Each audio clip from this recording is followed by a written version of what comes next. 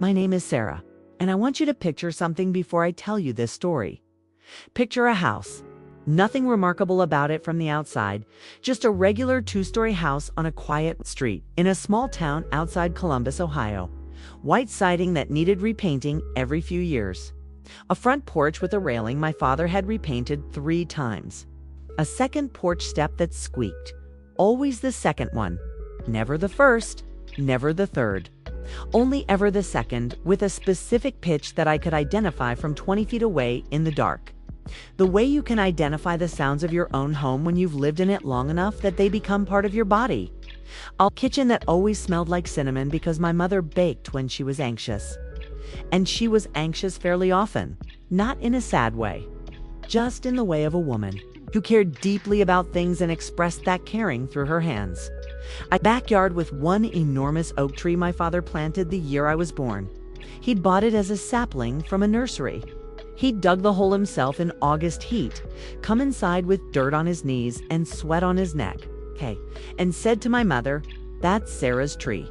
She'll climb it when she's big enough." He was right. I climbed it every summer until I was 15. That was my home. Not a grand home, not an impressive home, but mine in the way that only the place you grew up in can be yours. The way it lives not just in your memory, but in your body. In your hands, in the specific way your feet know exactly how hard to step on the second porch. Step 2, make it squeak, even though you know it's going to squeak, and you do it anyway because it's yours and you're allowed. Don't now picture someone taking it, not a stranger, not a burglar, not some impersonal legal process or bank or natural disaster. Someone who ate breakfast at that kitchen table for the first 18 years of his life. Someone whose height was marked in pencil on the door frame of the downstairs bathroom, year by year from age 4 to 17. Someone who broke his arm falling out of my father's oak tree at age 9 and cried in my mother's lap while she held his head and told him, "It's the bravest boy in the world. My brother Daniel, he took it. He took the house. He took the money. He took the years. He rewrote my mother's will while her memory was failing her and she didn't fully understand what she was signing. He drained $80,000 from her savings account over 5 years. He kept me away from her in her final years, not with locks or confrontations, but with phone calls that went unanswered and visits that were discouraged and a slow, patient, deliberate management of her access to the people who loved her. And then, 1 week after her funeral, he sat down across from me at that kitchen table, the same table where we'd done homework as children, where we'd eaten 10,000 meals, where my father had sat every morning with his reading glasses and his coffee, and he slid a folder toward me like he was doing me a kindness. I want to tell you what was in that folder. But first, I want to tell you what I did about it. Asterisk, I think about my childhood more than is probably healthy. I have made a kind of peace with that. When you've lost the person who was the center of your earliest years, thinking about those years as one of the ways you keep her close. And I am not willing to stop keeping her close just because it aches sometimes. My father was named Thomas Gerald Calloway, which he always said sounded like a man who owned a hardware store in a Western. And he would say it with the patient amusement of a person who had accepted his name and found it funny. He worked for 30 years at a manufacturing plant outside Columbus. Not glamorous work, steady and honest, and something he was genuinely skilled at. He was the kind of man who could fix anything. Not just mechanical things, anything. A bad mood. A long day. An argument that had gone on too long. He had this quality of stillness about him. A quietness that was never absence, always presence. He listened when you talked. He really listened. The way that some people do, where you can feel their attention on you like warmth. He had big hands in reading. Glasses he was always losing. We'd find them in the refrigerator, on top of the washing machine once in the mailbox, and a laugh that was too large for his body. A laugh that came from somewhere deep and honest and startled everyone the first time they heard it. He died on March 3rd. I was 11 years old. Heart attack, sudden, massive, no warning. He was 40-7. I know the date precisely because my birthday is March 17th. 4 years afterward, 4 more years than I'll admit to. I could not fully separate the grief of losing him from the strange, guilty feeling of turning a year older without him there. Like my birthday was a betrayal. Like continuing to grow up was something I was doing without permission. I have worked through most of that. Most of it, my mother's name was Diane. Diane Ruth Calloway Nee Morrison. And she was one of those people who seemed made entirely of specific detail. She was not a type. She was completely herself, irreducibly particular. The kind of person you couldn't summarize without losing most of her. She was a school librarian at Millbrook Elementary for 22 years. Small and careful and precise. The kind of woman who color-coded her bookshelves by genre. And then by author alphabetically, and then, in certain sections, by her own personal emotional taxonomy that only she fully understood. She kept a running list of every book she'd ever read in a spiral notebook she'd been adding to since. 1978. She cried at commercials, not all of them, but the specific ones that caught her off guard. The ones about dogs coming home or grandparents meeting grandchildren. The ones that reminded her of something she loved. She laughed too loudly at her own jokes. She made the best chicken and dumplings in the state of Ohio. And I have had chicken and dumplings in many places since leaving home, and none of them have ever been right. And I am not sure any of them ever will be. She was also, underneath the softness, genuinely tough. Not in a hard way, in a flexible way. The way certain materials are tough. She bent without breaking. After my father died, she held herself together with something that looked like stubbornness from the outside and probably felt. From the inside, more like love. Love for us.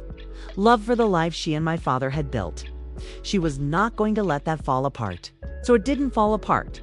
She raised Daniel and me on a librarian's salary and the life insurance payout, which she stretched with the particular skill of a woman who had grown up with less and knew how to make things last.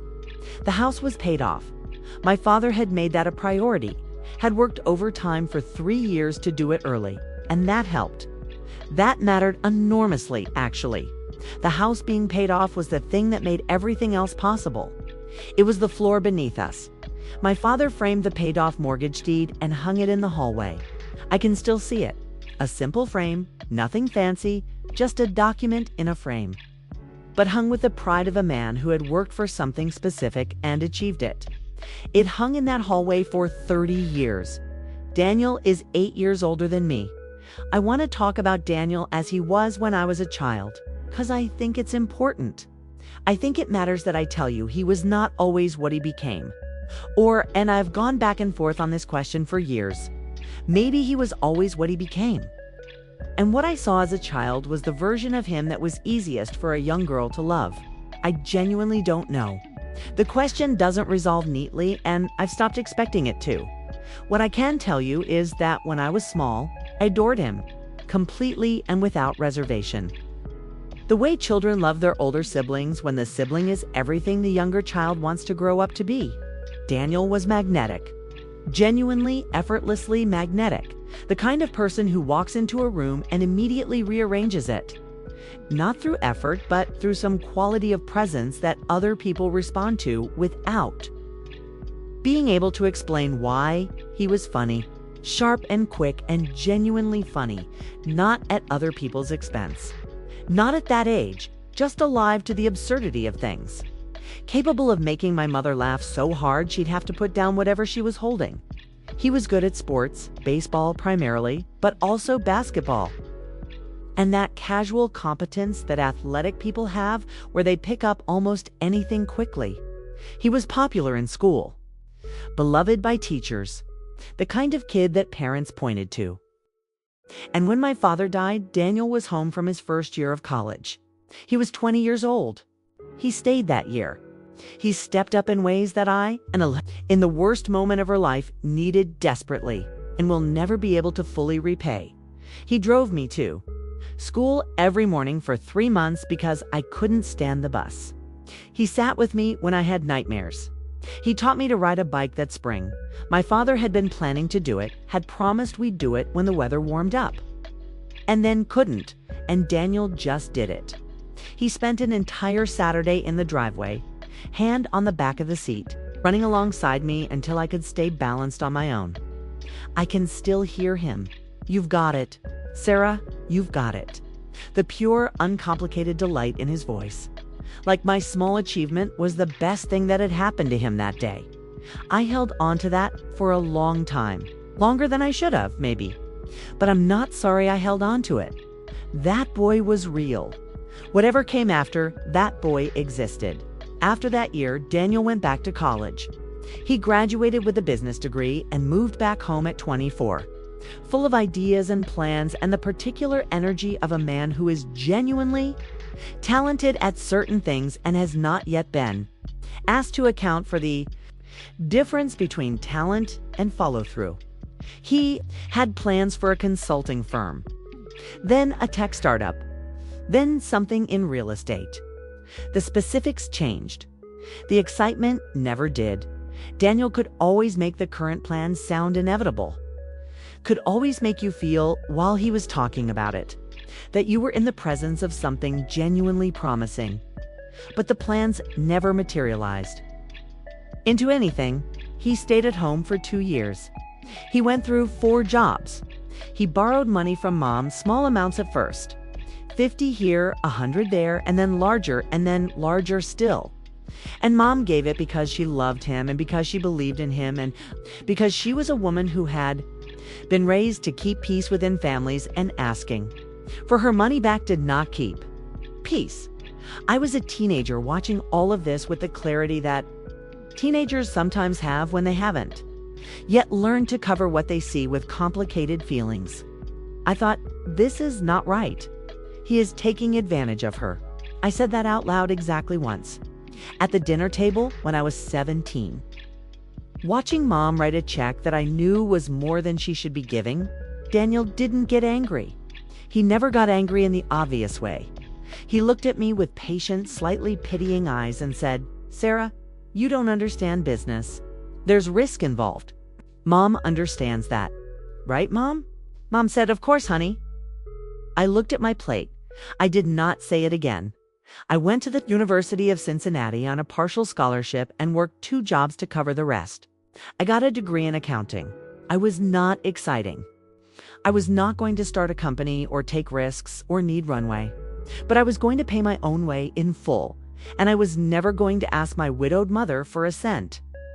And that felt like the most important thing I could do. It was the only thing I had, really, against the slow erosion I'd watched from across the dinner table. I could be the one who didn't take. I moved to Chicago after graduation. I got a job at an accounting firm.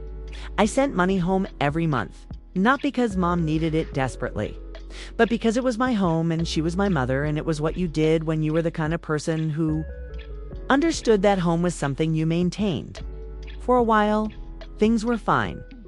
Asterisk for about a decade after I left home. The family existed in a functional equilibrium. Daniel got a steady job eventually. Sales, which suited him the way that water suits its container, effortlessly. Naturally, as though the job had been invented for him specifically. He was extraordinary at selling. He could sell anything to anyone, not through deception, exactly, but through this quality of focused attention he could project in the moment of a pitch. Daniel made you feel like you were the most important person in the room, and the thing he was offering was the exact thing your life was missing. He moved out of mom's house at 27, got an apartment in Columbus, dated a series of women who all seemed, from a distance, to be perfectly reasonable human beings until abruptly they weren't there anymore. Mom and I talked twice a week on the phone. I visited every few months. She came to Chicago once or twice a year, and I took her to museums and restaurants, and she wore her good coat and looked at everything with that expression of quiet delight that I loved, not dazzled, not overwhelmed, just genuinely glad to see new things. She loved Chicago. "It's alive," she said once, standing on Michigan Avenue, watching the city go by. "Your father would have loved it here." And then she smiled. The way she smiled when she said his name, not with grief. Exactly. But with that bittersweet tenderness of people who have loved and lost and made peace with both. During this period, Daniel and I were civil. Not close. We were too different for that, and the distance helped. But civil, coordinated on Christmas, called on birthdays. The surface of a functional sibling relationship. Then, in 2012, Daniel met Cynthia. I want to describe Cynthia carefully. I have spent years thinking about Cynthia, and I want to be honest, she was not a monster. I've resisted that framing not out of generosity exactly, but out of accuracy. The story is less interesting and less true if Cynthia is simply evil. She wasn't. This was a person who wanted certain things and found in Daniel. It's a person who told her he could provide them. She was 42 when they met. Shoulder-length brown hair, perfect posture. A manner that was professionally warm. The kind of warmth that is real enough in the moment but doesn't leave a residue. She had been married once before, briefly, no children. She had a good eye for interiors and an acute awareness of how things looked from the outside and away in conversation. Of always slightly assessing, not obviously, not rudely. Just this faint, ongoing calculation running just beneath the surface of the smile. She wanted a comfortable life. She wanted a nice home and financial security and the appearance of having made sensible choices. These are not bad things to want. The problem was that Daniel's ability to provide any of these things was almost entirely dependent on other people's willingness to be generous with him. And Cynthia either didn't know that fully or chose not to know it. I met her at Thanksgiving 2012. We were polite to each other. She complimented the earrings I was wearing, which I'd made myself from materials at a craft store. And I could tell from the quality of the compliment that she didn't find them interesting. But she was complimenting them because complimenting things was what you did. I thanked her. We moved on. Mom called me the next day. She said very carefully, "She's very polished, isn't she?" I said, "Yes," Mom said. "She seems to make Daniel happy." I said, "Yes, she does." We left it at that. Because that was what you did, and Mom didn't need to carry more than she was already carrying. And Daniel was grown and his choices were his own. They married in 2013. It was a nice wedding, well organized. Expensive, held at a venue that Cynthia had obviously chosen with considerable thought. Mom wore her blue dress and danced with Daniel and cried the tears that mothers cry at their children's weddings. And it was a good day. I was maid of honor. I gave a speech. I said all the right things. I meant some of them by the end of 2014. They had moved into my mother's house. The explanation was practical and, in isolation, temporarily reasonable. Their lease had ended. They were in between. They needed a few months to sort out their next move. Mom had space. She was happy to have family close. It would be fine. Just a few months, Daniel said. Just until we're sorted, Cynthia said. In the background, I was on the phone in my Chicago apartment, looking out at the lake. And I thought, this is a mistake. I told myself I was being uncharitable. I called Mom. It'll be nice, Mom said cheerfully. The house is too big for just me. I'll let it go.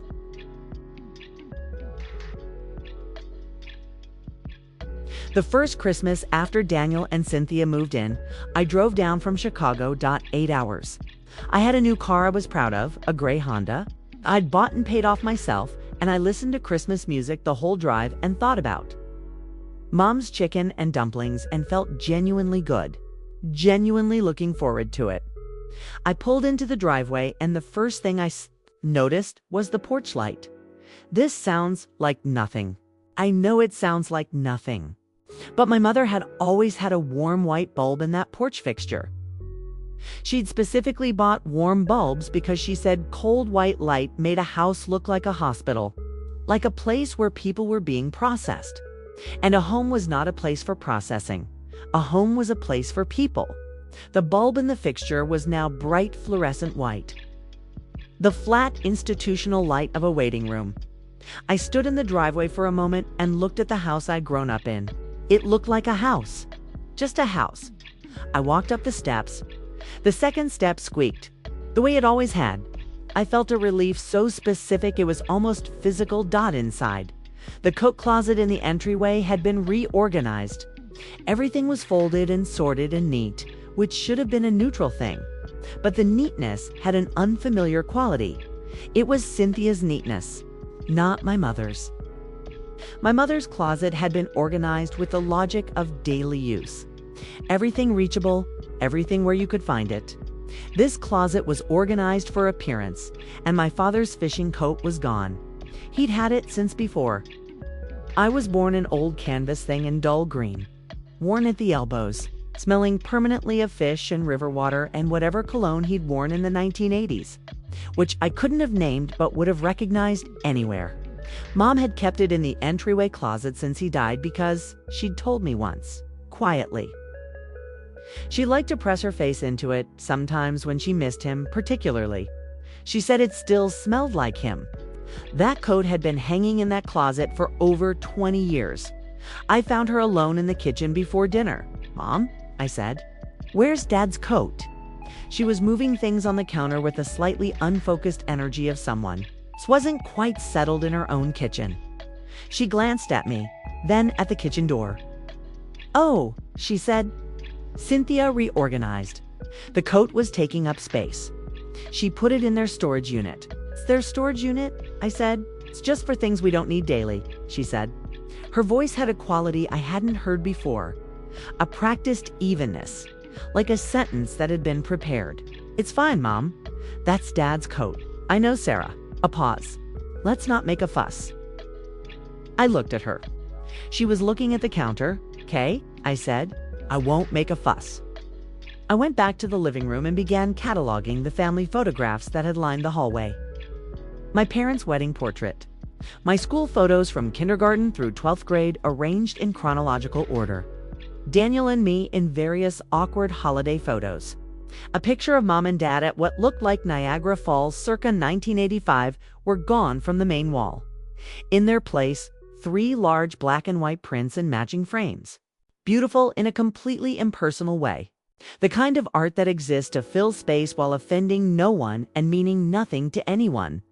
Mom's reading chair, a wide, cushioned armchair in faded blue brocade that she'd had since before I was born, which bore the specific imprint of 22 years of a woman reading in it, which had a slight list to the left from the way she always tucked. Her legs underneath her was not in its corner of the living room.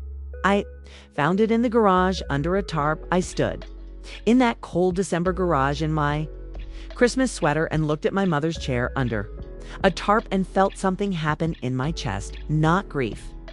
Not yet, not exactly. Something harder. Something like the sound a door makes when it closes all the way and you hear the latch click. I did not go back inside and make a scene. I was not going to do that. Not at Christmas, not in front of my mother, not in a way that Daniel could use against me later. I went back inside. I sat at the dinner table. I ate Cynthia's complicated food, some kind of roasted thing with a sauce, and I watched my mother sit at her own table in her own house and eat without being the one who had cooked. And I watched Cynthia move through the kitchen with the proprietary ease of ownership, while Daniel scrolled on his phone after dinner. While Daniel and Cynthia watched something upstairs, I found Mom in the kitchen washing dishes. I stood beside her. I said quietly, "Are you happy?" She kept washing. "Of course I am. You don't cook anymore." "Cynthia likes to cook. You love to cook." A pause. The water running. "It's nice to have a break sometimes," she said. "Mom," I waited until she looked at me. "Where are the photos from the hallway?" She turned back to the sink. "In a box somewhere. Cynthia's going to have them properly framed." "They were properly framed, Sara." Her voice was gentle, but the gentleness had edges. "Please." I went to the garage. I brought Mom's chair back inside and put it in its corner of the living room, exactly where it had always been. Exactly where the carpet still showed a slightly different wear pattern from all the years it had stood there. I sat in it for a moment. I got up and went to get a cup of tea. 10 minutes later, Cynthia came downstairs. She walked into the living room. She saw the chair. She came to the kitchen doorway. She was smiling. It was a good smile, practiced and pleasant and warm on the surface, with something utterly still and cold underneath it, the way a lake looks calm from shore in winter. "Sara," she said, "I've been meaning to talk to you about the living room. We're doing more of a modern aesthetic." "That's Mom's chair," I said. I know that. I'm just saying, space-wise, it's Mom's chair, I said again. Same tone, pleasanter, if anything. In Mom's living room? In Mom's house. The smile stayed precisely in place. Something behind it went very flat. Chorus, she said.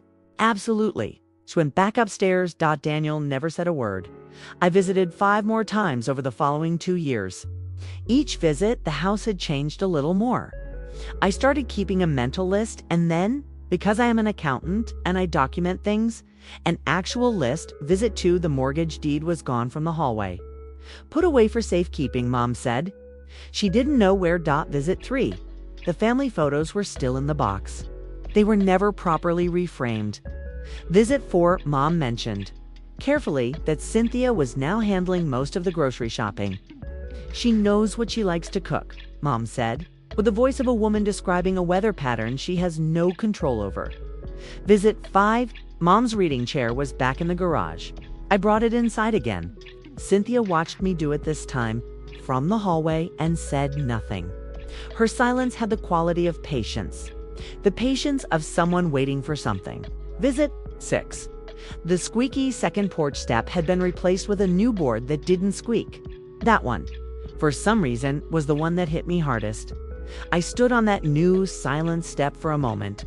I felt like a particular small part of my childhood had been sanded away, smoothed over, and no one would ever know it had been there. No one who hadn't known it before would even know there was something to miss. I went inside. Mom was in the kitchen. She was not cooking. She was sitting at the kitchen table with a cup of tea, looking at her hands. I sat across from her. Mom? She looked up. Her eyes were the same, that steady, careful hazel that I had known my entire life. But there was something around them that hadn't been there before. A tiredness that went deeper than tiredness.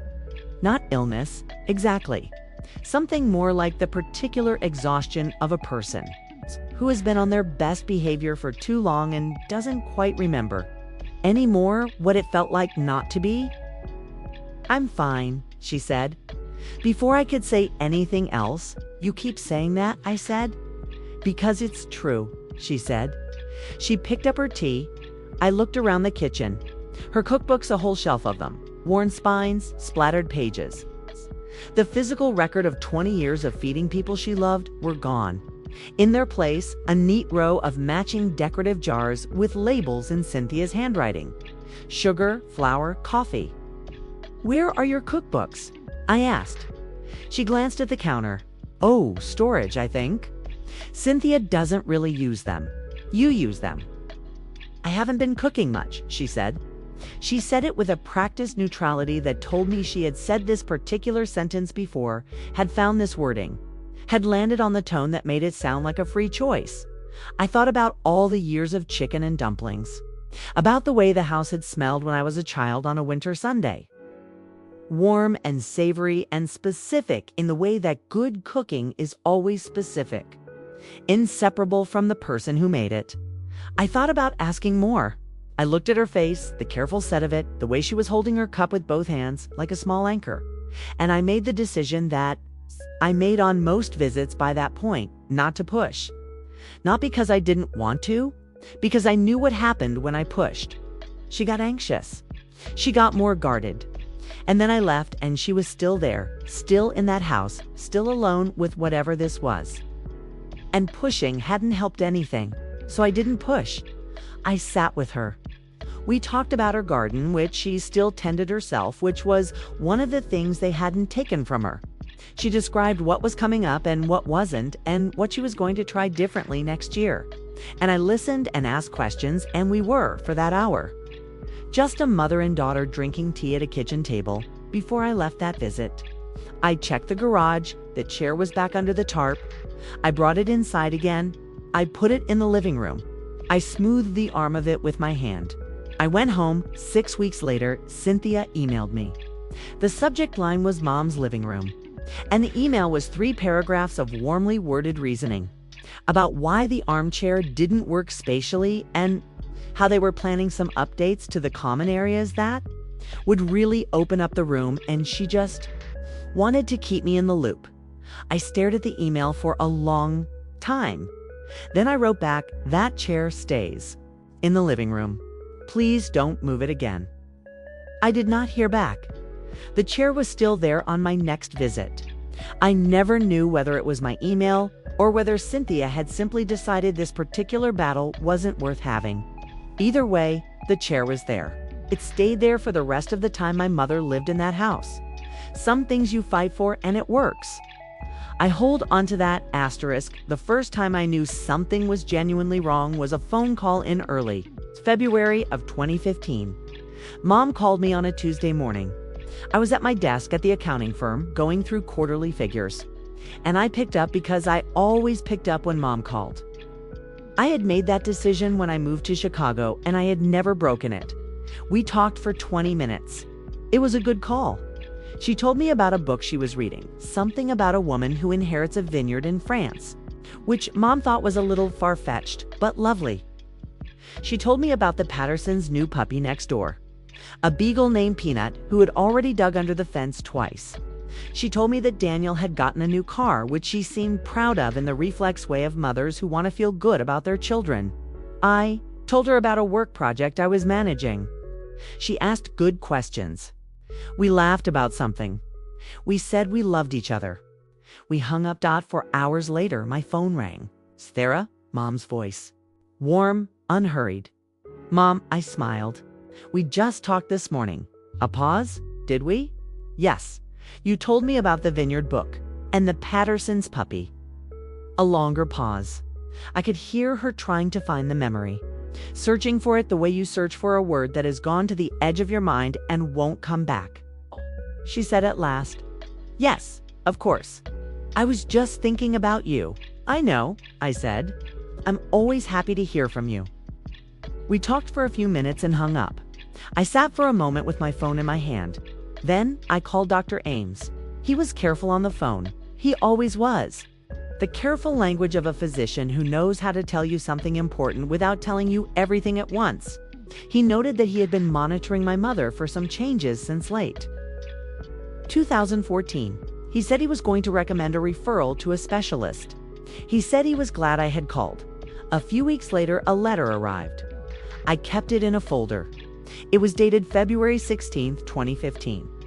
And it noted, in the measured language of medicine, that my mother was exhibiting early indicators consistent with age-related cognitive impairment, and that further neurological evaluation was recommended. I called Daniel immediately. "I know," he said. No preamble. "No, how did you hear about this?" "You know," I said, "you didn't tell me." "Sara, it's under control. I'm right here. She's being looked after. She's my mother, too. I'm aware of that." The patient voice. The slightly tired, managing an overreaction voice. "You live in Chicago." "I'm here. I'm handling it. I can come down. I can take time off. That's not necessary," he said. "You'd upset her? She gets anxious when she feels like people are worried. The best thing you can do is stay calm and not make this into a bigger thing than it is." I gripped the phone. "Can I speak to her?" I asked. "She's resting," he said. I called her back myself an hour later. She answered and sounded fine, fully herself, cheerful, asking about my week. I asked if she'd been to see a specialist recently. She said Dr. Ames had mentioned a referral, but she wasn't sure it was necessary. I asked if Daniel had taken her yet. She said she thought they were figuring out the schedule. Over the next several months, I kept calling. I kept asking about the specialist. I kept being told it was being handled. I visited when I could, and Mom seemed, in those visits, too very, sometimes sharp and fully present, sometimes slightly foggy, sometimes reaching for words or repeating a story. She'd told 20 minutes earlier. I was listed as an emergency contact with Dr. Ames in 2017. I called the office with a question and was told that my name was no longer on the contact list. I asked who had made the change. They couldn't tell me. I already knew. I kept the February 2015 letter in a folder. I added the printed phone records showing the twice-in-one-day calls. I kept the emails where her sentences had drifted slightly. Non sequiturs, repeated phrases. The occasional word that wasn't quite the right word but was in the neighborhood of the right word. I am an accountant. I document things. At the time, I thought of it as worry taking a productive form. Later, I understood it had been preparation.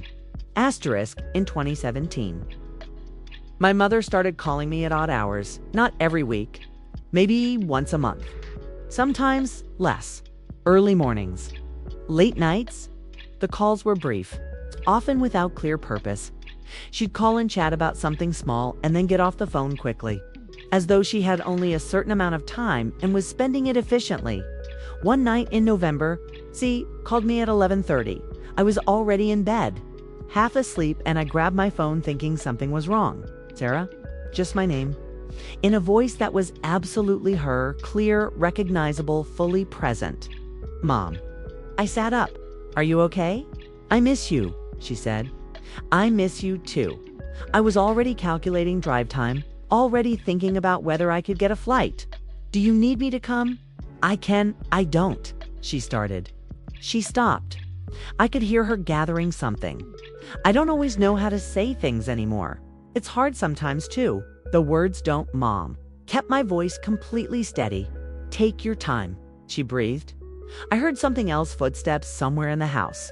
A door, maybe a floorboard. I have to go, she said. Quickly, quietly. I love you. Mom, the line went dead. I called back twice, 3 times. Voicemail? I called Daniel. He picked up on the second ring, sounding alert and unbothered, which told me immediately that he had not been asleep. Hey, Sara, everything okay? Mom just called me and said something was wrong and then hung up, and she's not answering. She's asleep, he said. I checked on her. She called me at 11:30. Daniel, please. She does that, he said. The cognitive changes affect sleep. She gets up sometimes, gets disoriented. Sometimes she makes calls she doesn't remember. It happens. It doesn't mean anything is wrong. I promise you, she's fine. I wanted to believe him. I almost did. The next morning, I called her. She answered on the second ring, sounding completely herself, asking how I'd slept. I asked if she remembered calling me the night before. She didn't. Mom, I said carefully, are you happy there? Are you comfortable? A pause. The particular kind of pause that is someone choosing words. They take very good care of me, she said.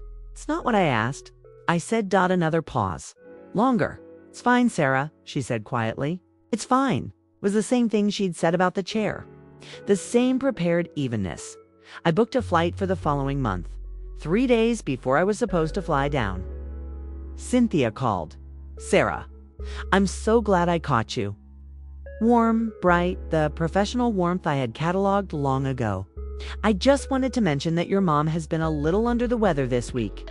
Nothing serious, just fatigue, but she gets easily overwhelmed. I wouldn't want a visit to set her back. We want what's best for Diane. I know what's best for Diane, I said. She's my mother. Course she is. I'm just flagging it so you can make an informed decision. You're absolutely welcome to come. I know I'm welcome to come, I said. I'll be there Saturday. I was there Saturday. Mom was not sick. She was sitting in her reading chair, still in the living room, I noticed. Still exactly where I'd put it, reading a large print novel with a cup of tea on the side table. And when I walked through the door, she looked up and her face did something I will never forget. It just opened, like a window, like relief. We had 2 days while Daniel was traveling and Cynthia was at a conference or a workshop or something she'd mentioned in passing. 2 full days where it was just Mom and me in the house the way it had used to be.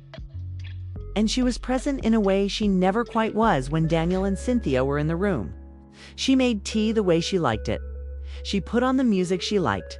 She moved through the house without looking at doors. We sat in the living room for hours. She told me about her garden and about a documentary she'd seen about ancient Rome and about a dream she'd had about my father where they were in a car and he was navigating with one of those paper road maps and couldn't fold it back the right way, and they were both laughing. She laughed, telling it. On the second evening before I left, I held her for a long time. I said, quietly, close to her ear, if you need me for anything, any reason, anytime you call me, day or night, You call me and I'm here, okay? She nodded against my shoulder. I know, she said. I know, sweetheart. She called me less after that visit. I found out why later.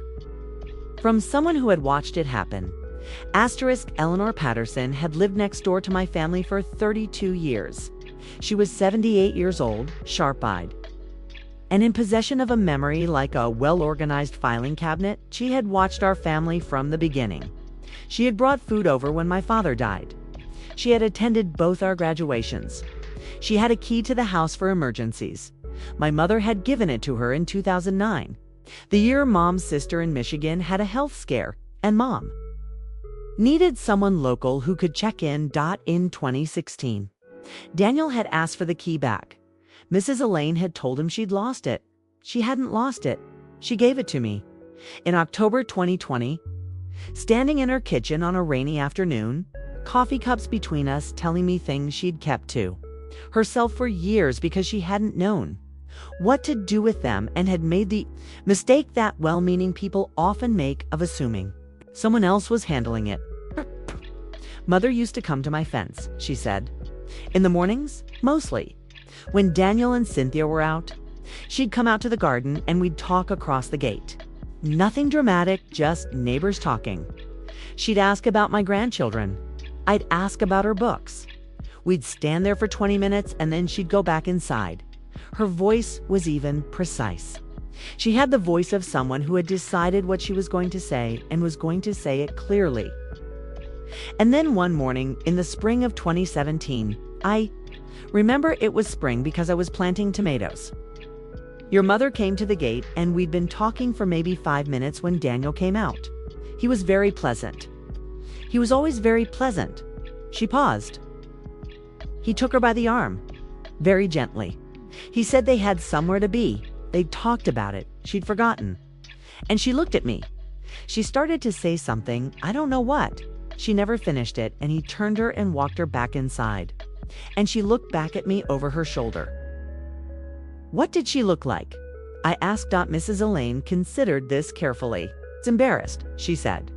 Like a child who's been caught visiting when they weren't supposed to. I was quiet for a moment. She was a 70-year-old woman in her own backyard. I said, I know that, said Mrs. Elaine, and she knew that. But she looked embarrassed anyway. She looked at her coffee cup. After that, she stopped coming to the gate. The blinds on the side of the house that faces mine started being kept closed. I knocked twice. Cynthia answered both times. Said Diane was resting. The third time I knocked, your mother came to the door herself. She looked fine. She looked like herself, really, but she said very quickly, Elaine, you don't need to keep coming by. I'm perfectly fine. And Cynthia appeared right behind her and smiled at me. And I said, what you say in that situation? I said, of course. Give me a call if you need anything. And I went home. She looked up at me. I should have done more, she said. You couldn't have known, I said. Neither could you, she said steadily. And you've been living with it anyway, haven't you? I didn't answer. She told me she would testify. She told me she had written down everything she'd told me in a notebook, dates, Kate's incidents, descriptions, because she was a woman who wrote things down. She showed me the notebook. Her handwriting was small and precise, every entry dated. She walked me to the door. She held my hands in hers. She was 78 years old, and she looked at me with eyes that had seen a lot and were not going to look away from any of it. Your mother was a good woman, she said. She deserved to spend her last years in peace. I said. She did. I walked to my car in the rain. I sat in it for a while before I drove anywhere. Asterisk. My mother had gone to the same hair salon for 20 years. A small place on Maple Street called Claire's, run by a woman named Rita Flores, who was 52, had been cutting hair since she was 19, and had been doing my mother's silver hair since the year it went silver, which they had both decided was distinguished and not to be apologized for. Rita gave her statement to Patricia's office in November 2020. Patricia read parts of it to me on the phone. I listened with a coffee going cold in my hand.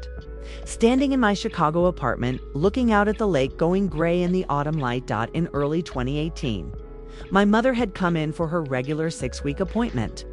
Rita had put the cape on her, and my mother had looked at herself in the mirror and begun to cry. Not quietly, not the polite glistening of controlled emotion. She had cried sitting in that chair in a way that surprised Rita, because Mom was not a woman who cried easily in public.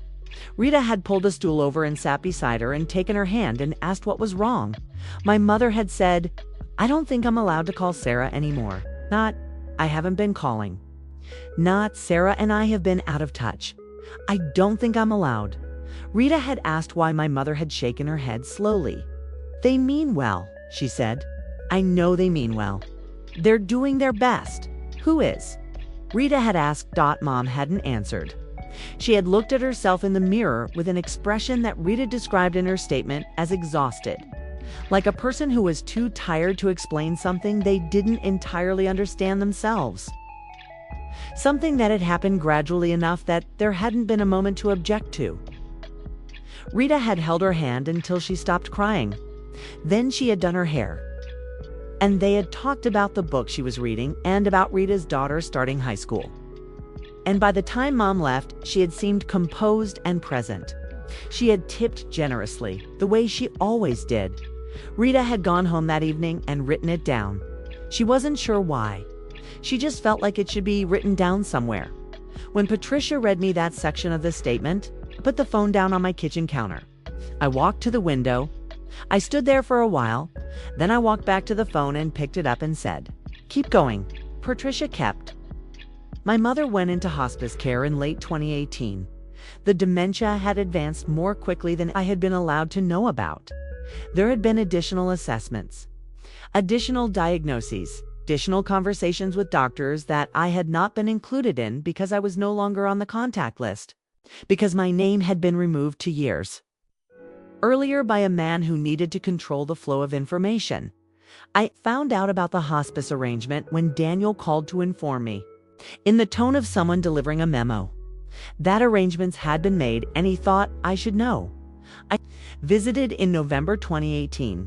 It was the last visit where she could carry on a real conversation.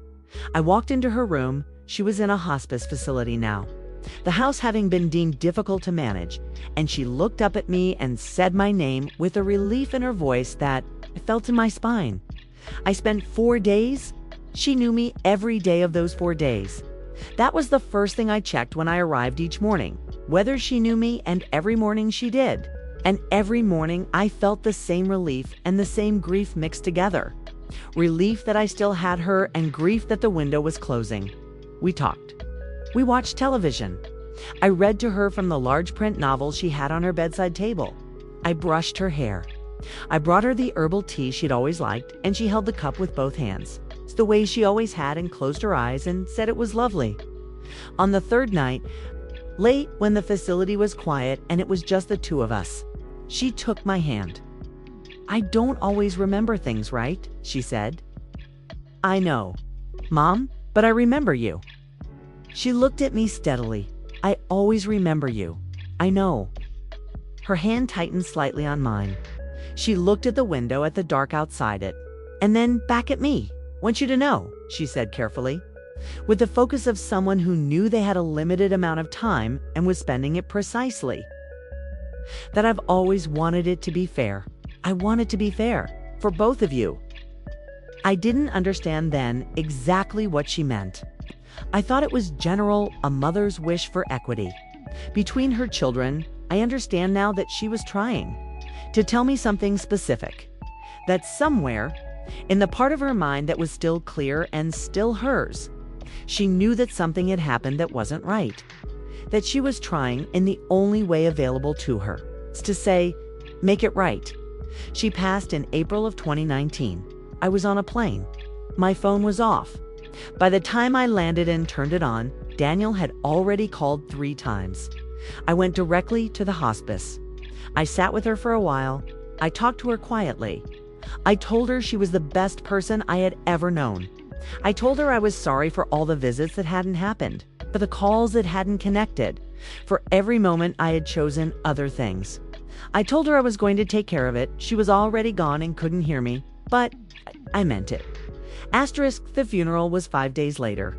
The church was full in the way that the funerals of genuinely good people are full. Former students who are now adults. Parents of kids she'd helped find their first books. Colleagues who had worked beside her for decades. Neighbors who had known her long enough to have real stories. I talked about the shoebox. I knew about the shoebox because Mom had shown it to me once. Years ago, she kept every birthday card her children had ever given her in a shoebox under her bed. Every card. 30+ years of them, organized by year, kept with the same care she kept her books. I talked about what that meant. About what it meant to be loved that specifically. Daniel also spoke. He cried. It looked real. Perhaps it was real. I have stopped being certain about Daniel's inner life. Perhaps there was grief in him alongside everything else. People are rarely only one thing. A week after the funeral, I sat at the kitchen table with my brother. He had prepared himself. I could see it. The good shirt, the folded hands, the slight rehearsal in his posture. He had a folder. Sara, he said, I know this is hard. I want to make it as simple as possible. I waited. Mom updated her will a few years back. It was completely her decision. She thought it through. She was clear about what she wanted. She wanted the house to stay in good hands, to be properly maintained, and since Cynthia and I have been here taking care of things, she decided to leave the house to me. He slid the folder across the table. She left you $20,000 from savings. She loved you, Sara. This wasn't about that. She just made a practical decision. I picked up the folder. I read it. Every word, slowly. The way I read contracts, the will was dated. December 14th, 2016. The executing attorney was named Bradley Souter. I did not recognize the name. My mother's attorney, the one she had used since 1994, who had drawn up the original will after my father died. It's named Gerald Marsh. She had used Gerald Marsh for 21 years. Bradley Souter was not Gerald Marsh. I looked at the signature line. My mother's signature was shakier than I remembered it. The letters of her name were there, correctly formed. But they had a hesitation in them, a quality of effort, of someone concentrating very hard on a physical task. I put the document down. I closed the folder. I looked at my brother. Thank you, I said. He looked slightly surprised. He'd been ready for something else. I stood up. I said I needed to rest. I picked up my bag. I walked out of the kitchen, out of the house. Down the steps, the second step was silent now. The new board, no squeak, and I got in my rental car and I drove to a Marriott and I checked in and I went upstairs and I sat on the edge of the bed and I opened my laptop. I was going to find an elder law attorney. I had the February 2015 letter from Dr. Ames. I had the voicemails. I had saved every single voicemail my mother had left me going back to 2013. There is a specific kind of anxious sentimentality that makes you save things like that. Makes you keep them in backup storage just in case. And I had always had that quality. Had always been the person who couldn't quite bring herself to delete a voicemail from someone she loved. I had never been more grateful for a personal quirk in my life. I had the emails, dozens of them, going back years, the normal ones and the slightly off ones. The ones where the sentences had drifted, where she'd started a thought and left it, where she'd said a word that was close to the right word but wasn't quite. I had the printed timeline. I'd been quietly updating since 2015. Dates of visits, things I'd observed, the conversation about the coat, the conversation about the will, the date Daniel had moved in, the date the photographs had come off the wall, the date I'd been removed from the emergency contact list. I had 23 years of knowing my mother. And I had something else, a quality that accounting had given me, or maybe had recognized in me and sharpened. The ability to look at a set of facts without flinching from what they added up to follow a column of numbers wherever it led without deciding in advance what the answer should be. The numbers here were not ambiguous.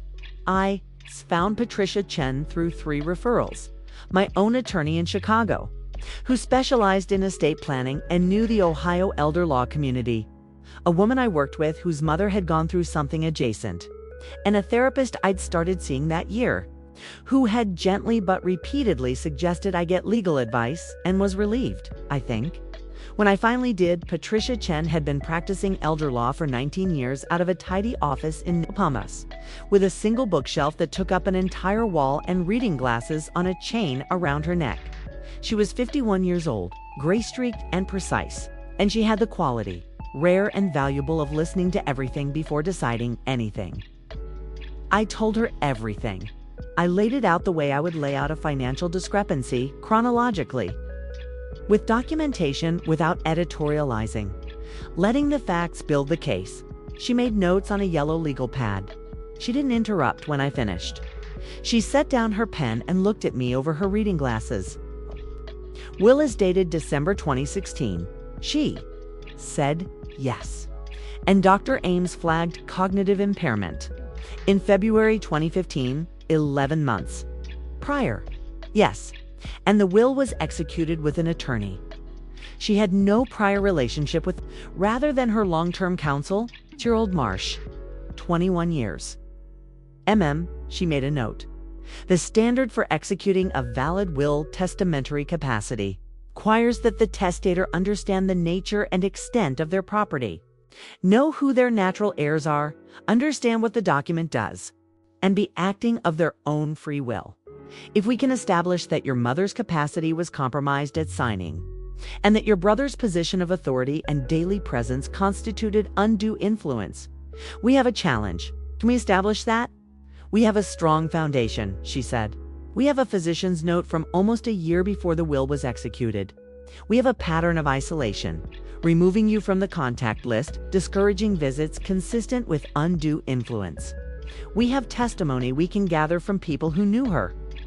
She paused. "I want to look at the financial records." "What are you expecting to find?" She picked up her pen. "I'm expecting to find a power of attorney dated around the same time as the will." She was right. It was dated February 2016, 2 months after the will. Same attorney, Bradley Soutter, when the full account history came back. The story in the numbers was unmistakable and complete. $92,418. That was the balance in my mother's savings and checking accounts in June 2014, the month Daniel and Cynthia moved in.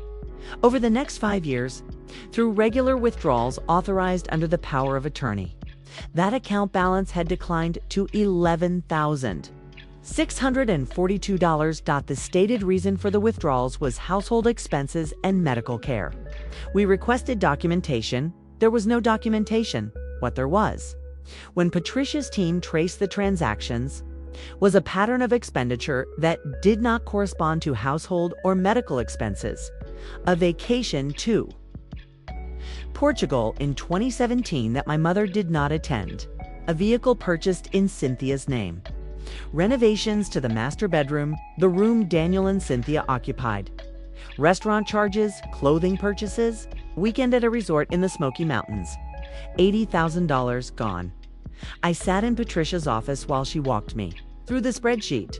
And I did the math the way accountants do, not with shock, because by then I was past shock, but with the particular precision of someone who needs to know the exact number before they can decide what to do with it. Elder financial exploitation is a felony in Ohio. Patricia said, "I know. We can pursue the will challenge and the financial exploitation concurrently, separate filings. But the evidence reinforces itself." "Do it," I said. "You understand this will be long," she said. "It will be expensive, and it will be painful. He'll fight it, I know. Do you still want to proceed?" I looked at the spreadsheet. I looked at the column of withdrawals.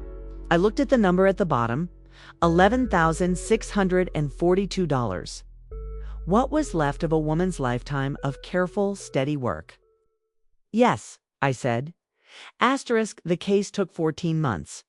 I want to tell you what that was actually like. It was nothing like a television drama. There was no single moment of revelation, no devastating cross-examination. No scene where someone cracks under pressure and the truth comes flooding out. It was 14 months of paperwork and depositions and scheduling and legal correspondence and nights lying awake running numbers in my head, And mornings getting up anyway and going to work and doing my job because the rent did not pause and my employer did not know, and the world was not going to stop turning because my family had broken.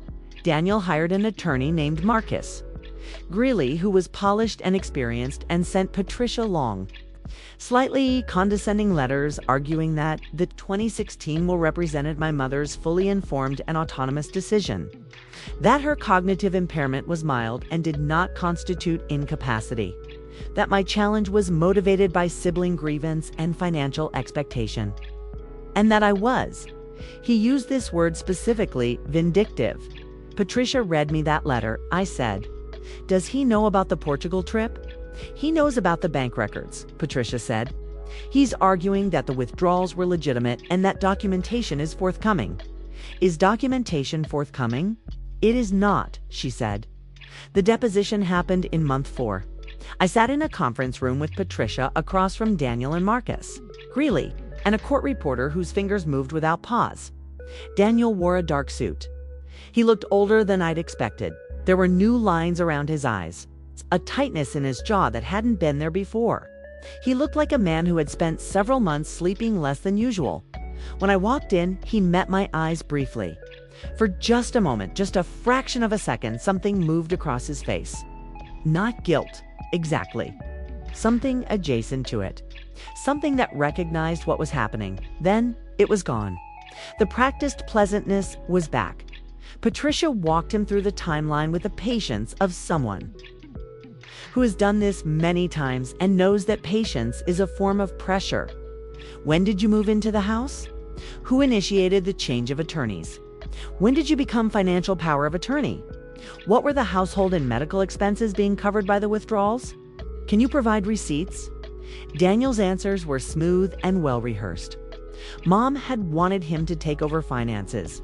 She'd brought up the will change herself. The withdrawals were for her care and the upkeep of the house. He would need to locate the documentation. "Can you tell us," Patricia said, "about the trip to Portugal in October 2017? A pause. "That was a personal trip," Daniel said. "And did your mother attend?" "No, she wasn't able to travel." "Was the cost of that trip drawn from your mother's accounts?" Marcus Greeley started to object. Patricia had already moved on. Month 7, Marcus Greeley sent a quiet letter suggesting settlement. I asked Patricia what a settlement would look like. She outlined the rough shape. Daniel keeps the house. I receive a larger share of the remaining financial assets. The financial exploitation matter is dropped. "No," I said. "Sara, no settlement. I want the court to rule. I want the record to show what happened." A ruling takes more time. It takes more of your money. "And there's a chance there's not a chance," I said. "Not with what we have." Patricia was quiet for a moment. "Oh," she agreed. "There isn't really a chance. We went to court. I want to tell you something about those 14 months that I haven't said yet, because I think it matters for anyone who finds themselves in a situation like this. I almost quit 3 times, not because the case was weak.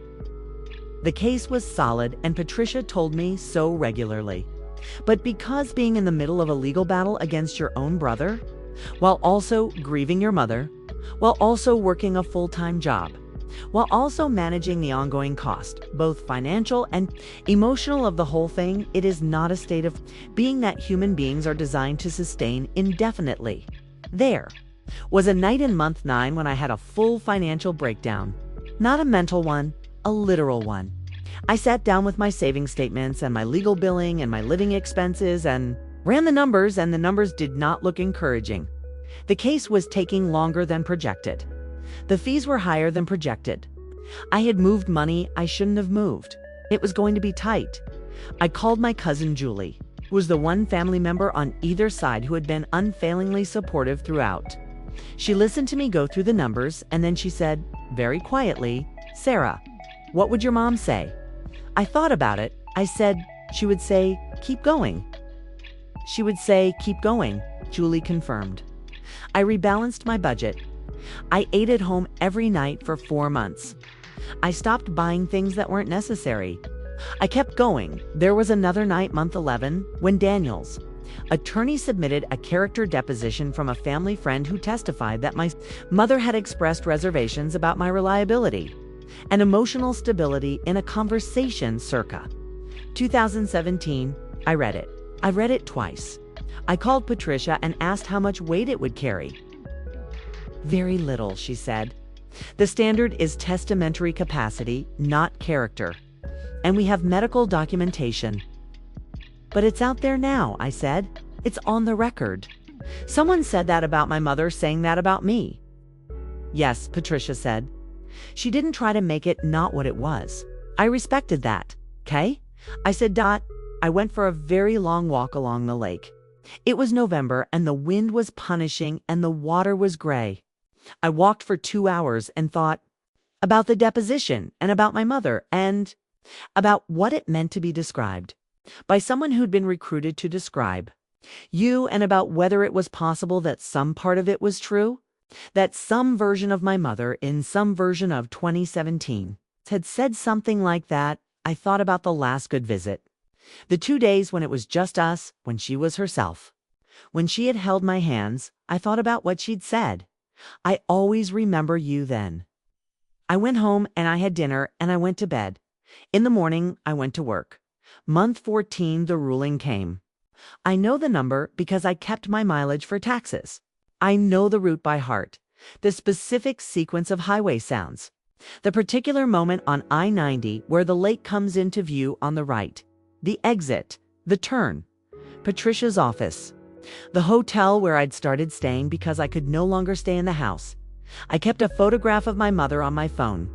Not a recent one, a photograph from maybe 15 years ago when she was in her late 50s, standing in her garden in summer with a ridiculous wide-brimmed hat she used to wear, squinting a little against the sun, smiling at whoever was behind the camera. She looked like herself, fully unguardedly herself. I looked at it on the particularly bad nights. On the nights when the cost of all of this, financial, emotional, the sheer weight of sustained effort felt like too much. Then I went to sleep. Then I got up. Then I kept going. Asterisk, the ruling came on a Thursday morning in late March. I was in Columbus. I had taken the week off work, the first full week I'd taken off in 2 years. I was sitting in Patricia's conference room with a cup of coffee and my phone, face down on the table because looking at it made me more anxious. And I had spent 14 months managing anxiety, and I was not going to let it win in the last. Our Patricia came in at 11:14. She sat down. She said the will is invalid. I let out a breath. The judge had found, based on the medical documentation establishing cognitive impairment prior to the will's execution date, combined with the circumstantial evidence of the changed attorney, the concurrent power of attorney, and the testimony of Mrs. Elaine and Rita, that the 2016 will did not meet the legal standard for testamentary capacity. There was also a finding consistent with undue influence, the pattern of isolation, the removal from medical contacts, the management of my mother's access to independent relationships. The estate reverted to Ohio intestate succession. 1 surviving parent, 2 adult children. Equal division, 50% for Daniel, 50% for me, the house. The remaining savings, all of it. For months later, the financial exploitation matter settled. Not for the full $80,000, these things rarely recover fully, but for a substantial sum that was formal and documented and on the record. What Daniel had taken from our mother existed now on paper in the official record, in a form that could not be erased or explained away or managed. Daniel and Cynthia had to sell the house. They could not buy out my share, and I would not sell mine to them. The house went to market. It sold in 3 weeks to a couple named the Hendersons, Ryan and Megan, 29 and 31, with a 2-year-old daughter named Lily and a golden retriever named Biscuit, who kept trying to lick Ryan's face during the walkthrough. I know these details because I asked. I asked the realtor about the buyers. I wanted to know who was going to live in my father's house. I wanted to know if it was going to be a home again.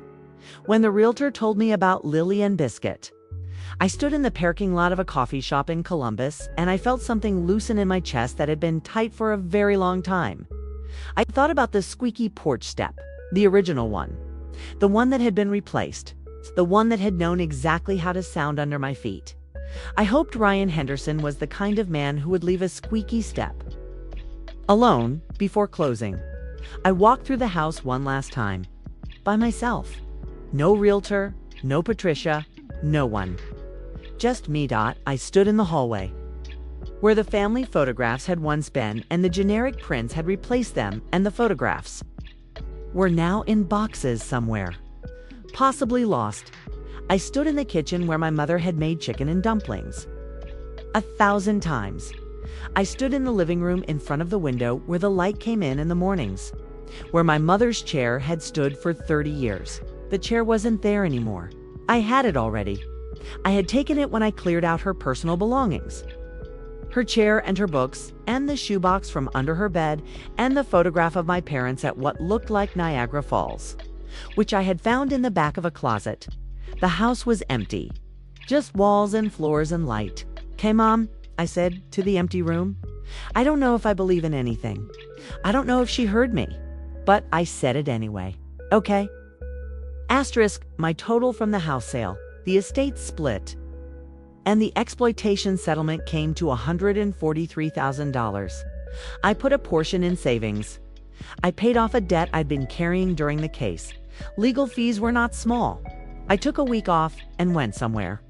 I'd never been, and ate good food and walked a lot and slept more than I had in 2 years, and I donated $20,000 to the Millbrook Elementary Library. In my mother's name. I asked that it be used for new books, specifically for the kind of books that get put into the hands of kids who need them.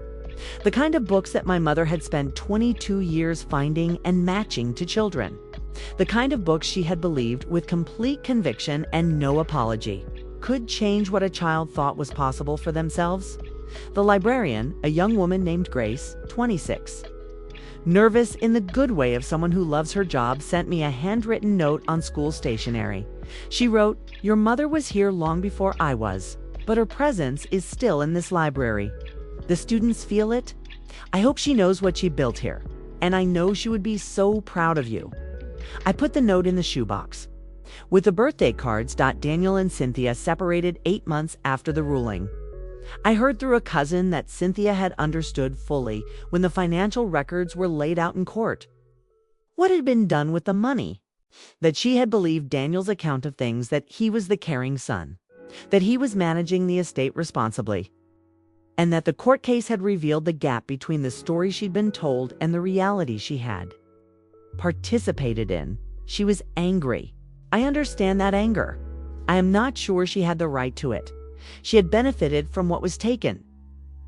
But I also understand that being deceived by someone you love is its own kind of wound. Asterisk about Daniel. I've tried to be honest with myself. He is my brother. He is the boy who held the back of my bike seat on a Saturday afternoon and ran until I could stay balanced. He is also the man who took $80,000 from a woman with dementia, rewrote her will, and kept her from her daughter in the years when her time was running out. Both of those things are true. I hold both of them. We don't speak. I don't know if we ever will. I don't know what I would say. I have gone back and forth on this, on whether there is a conversation to be had, a reckoning, some kind of confrontation that would mean something. I have concluded for now that there is not. Some things don't resolve into a conversation. Some things just are what they are, and you carry them. And you keep going. There is a version of this story where I end by saying, "I forgave him." I'm not going to say that because it would not be true. And my mother raised me not to say things that weren't true just because they made a better ending. There is also a version where I say, "I hate him." I'm not going to say that either because that's not quite right either. Hatred requires a continuous investment of energy and emotion that I don't have spare. And more than that, I spent 1.5 years fighting for the truth. And the truth is complicated enough. I'm not going to find it into something simple at the end. Just because simple is easier. He is my brother.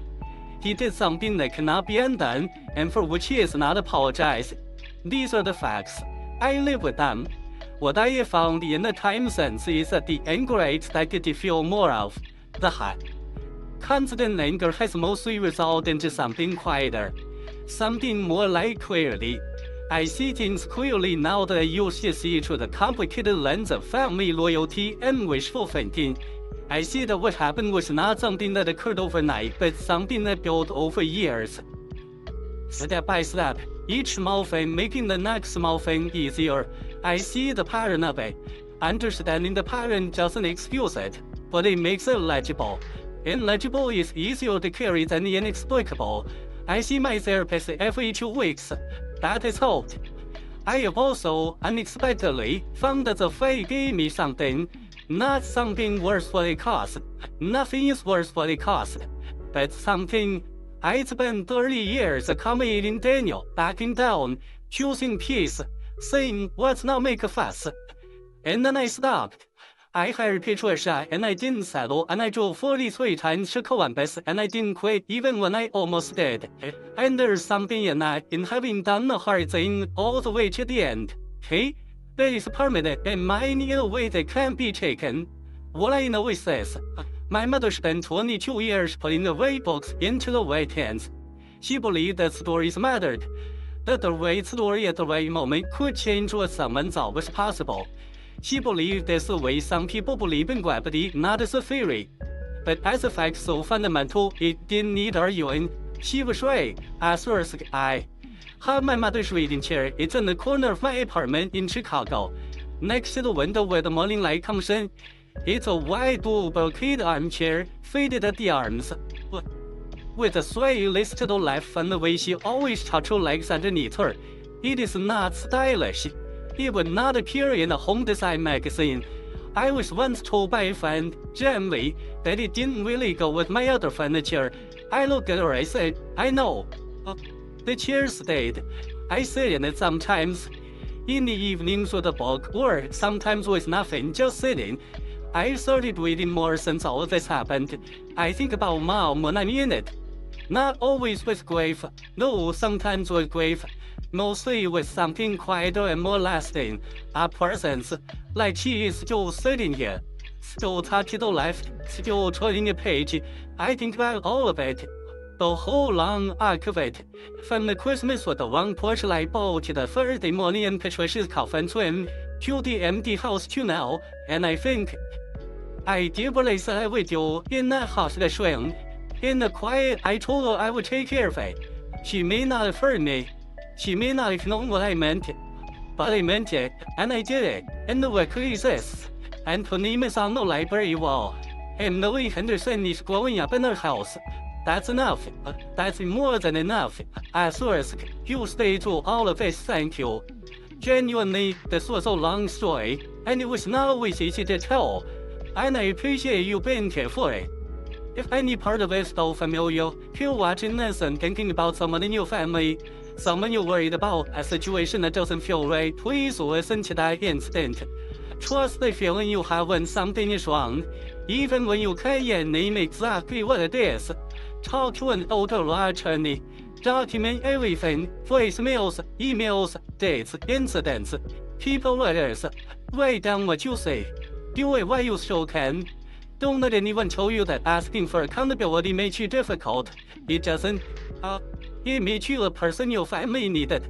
And if someone you love has a chair in the garage somewhere, under a truck, go get it. Put it back where it belongs. Don't let them win that one.